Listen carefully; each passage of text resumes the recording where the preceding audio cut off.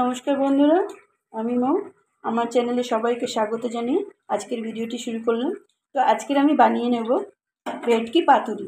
তো এখানে আমি ভেটকি মাছ নিয়েছি 5 পিস। এখানে আমি সর্ষে পোস্ত বেটে নিয়েছি আর সব কিছু মশলা নিয়েছি। দিয়েছি নুন, হলুদ, অল্প কাশ্মীরি চিলি পাউডার আর একটু ধনে গুঁড়ো, অল্প একটু জিরের গুঁড়ো। আর এখানে নিয়েছি আমি কলা পাতা, এইভাবে পিস পিস করে কেটে। এটা আমি একটু স্টিম করে নরম করে নেব যাতে ফোল্ড করতে সুবিধা হয়। তো আর এখানে নিয়েছি চেরা কাঁচা লঙ্কা। আর এখানে আমি শিলে কাঁচা লঙ্কা বেটে রেখেছি, ওটাও আমি নিয়ে নেব। তো এবারে আমি ম্যারিনেট করে দেব। দিয়ে দেব হলুদ গুঁড়ো, দিয়ে দেব নুন নুন স্বাদ অনুযায়ী,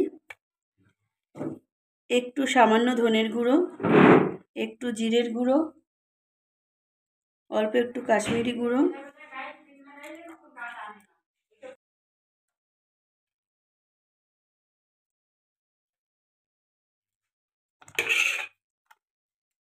এবারে দিয়ে দেব সর্ষে পোস্ত বাটা 2 টেবিল চামচ বড়, দিয়ে দেব কাঁচা লঙ্কা বাটা,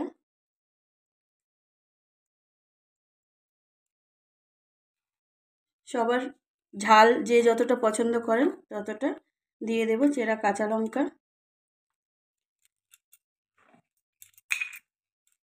এবারে দিয়ে দেব সর্ষের তেল। তো এবার ভালো করে মেখে নেব।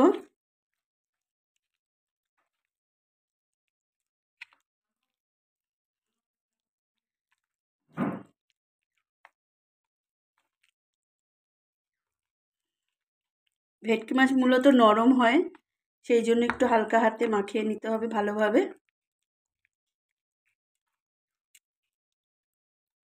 ম্যারিনেট করে আমি 15 মিনিট থেকে 20 মিনিট রেখে দেব, তারপরে আমি পাতায় মুড়ব। তো ফিরে আসছি 15-20 মিনিট পরে। তো এবারে আমি কলা পাতায় একটু তেল মাখিয়ে নিয়েছি। এবারে আমি মাছটা দিয়ে দেব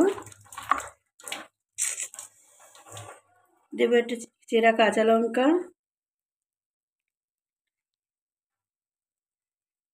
একটু মশলা দিয়ে দেব।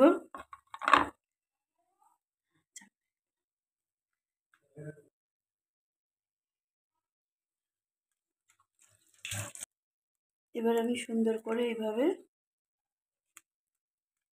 মুড়িয়ে নেব।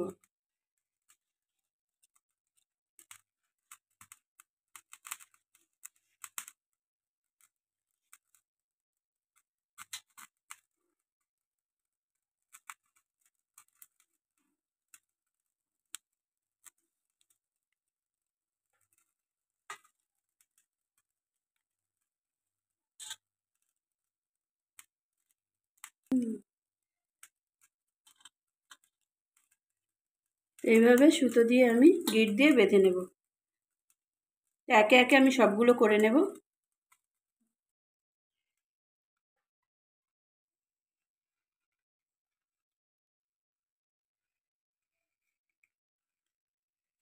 আর একটা বেঁধে দেখিয়ে দিলাম, এইভাবেই আমি সবগুলো বেঁধে নেব।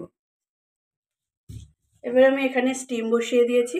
এবার একে একে আমি এই পাতাগুলো দিয়ে দেব স্টিম হওয়ার জন্য।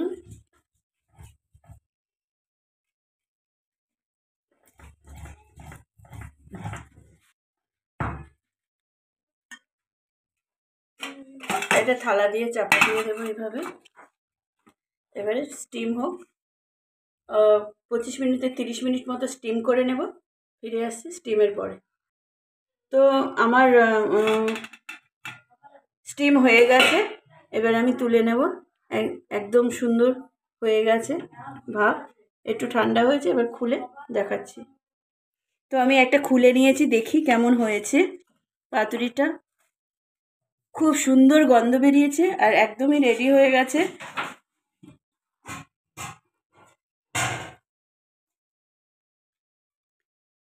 একদম গলে নরম হয়ে গেছে, খুব সুন্দর হয়েছে।